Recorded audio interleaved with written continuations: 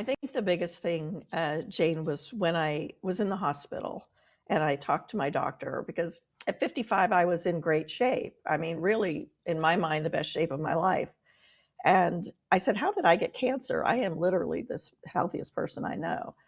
And he said, well, because you're in such good shape, because you're strong, because you don't have any other comorbidities, you're not overweight, you don't have high blood pressure, you know, you don't have diabetes and all the things that, you know, people in midlife tend to get. He said, you'll be able to take on the harshest treatment and you will likely be a candidate for a better result. And that just really hit me. So after I, spent many more months recovering and decided I wanted to write a book, it was sort of always something in the back of my mind.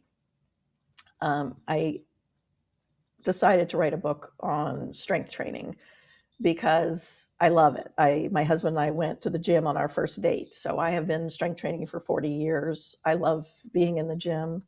Um, I love all the things that strength training does for you.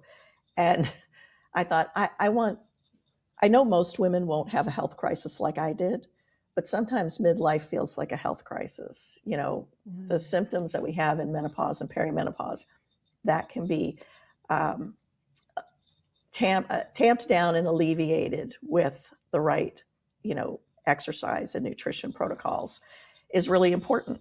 So Mhm. I looked for books in this topic, and all I found were books with 20-year-olds on the covers. And I thought, there's a hole in this market. Women don't have access to this information. You know, it's great. You know, we're going to yoga and Pilates, but we need to be building muscle. And I talked to my writing coach, and he goes, "Oh, I just don't know if there's a market." I'm like, "There's a market. It's got a huge hole in it, and I'm going to fill it." So that's what made me write this book. And to date, I've sold almost 10,000 copies, and I'm still motivated every day when I read the reviews and the comments on the book and see how it's helping women in this stage of their life.